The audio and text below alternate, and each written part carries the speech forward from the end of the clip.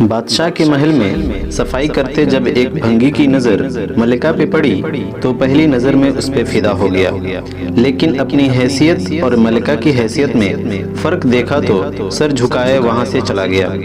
پر دل تھا جو ایک ملاقات کی حسرت میں تڑپتا رہا۔ عشق کی بیماری نے جسمانی بیماری کا روپ لیا اور وہ بستر پر پڑ گیا۔ بھنگی کی بیوی بھی اس ساری حالت سے واقف تھی۔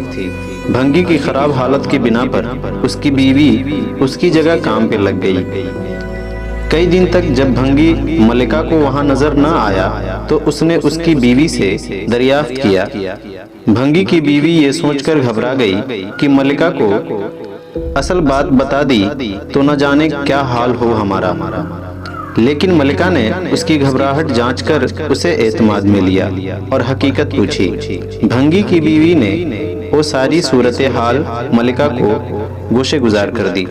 تب ملکہ نے اسے کہا کہ اس سے ملاقات کا یہی ایک رستہ ہے، تم اپنے شوہر سے جا کے کہہ دو کل وہ شہر سے باہر کسی رستے پہ بیٹھ جائے اور بس اللہ اللہ کرتا رہے، نہ تو کسی سے بات کرے اور نہ ہی کسی کا دیا کوئی تحفہ قبول کرے۔ ایسا کرنے سے جب اس کے چرچے بادشاہ تک پہنچیں گے تو ملاقات کے رستے بھی کھل جائیں گے۔ ملکہ کا پیغام سنتے ہی بھنگی کی جان میں جان آئی اور وہ گدھاؤں کا بھیس بدل کے ایک رستے پہ جا کے بیٹھ گیا اور اللہ اللہ کا ورد شروع کر دیا۔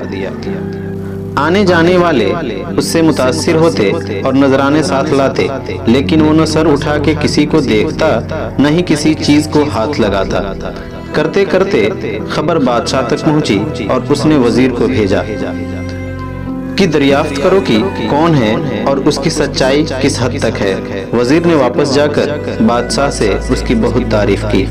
بادشاہ فیض پانے کی غرض سے خود چل کر اس کے پاس گیا۔ جب ہر طرف اس کے چرچے ہونے لگے تو ملکہ نے بادشاہ سے اس نیک انسان کی زیارت کی خواہش ظاہر کی۔ بادشاہ نے اجازت دے دی۔ اسی اثنا میں جب بھنگی کو اس بات کا احساس ہوا کہ اب تک وہ دل سے نہیں صرف ایک دنیاوی مقصد کے تحت ہی اللہ پاک کے نام کی تسبیح کر رہا تھا، وہ جھوٹا ہے، لیکن پھر بھی اللہ کی رحمت اس پر اس قدر ہے کہ لوگ اس کے سامنے جھک رہے ہیں، کیا بادشاہ اور کیا عام آدمی سبھی اسے عزت دے رہے ہیں۔ یہ کرامات تو صرف زبان سے وہ پاک نام لینے کی ہے، اگر سچے دل سے اس نام کی تسبیح کی جائے تو اور کتنی رحمتوں کا نزول اس پہ ہوگا۔ جب ملکہ اس کے پاس پہنچی تو اس نے سر اٹھا کے اس کی طرف نہ دیکھا اور وہ مطمئن ہوئی کہ کوئی آج اس کی وجہ سے اللہ کے قریب ہو گیا۔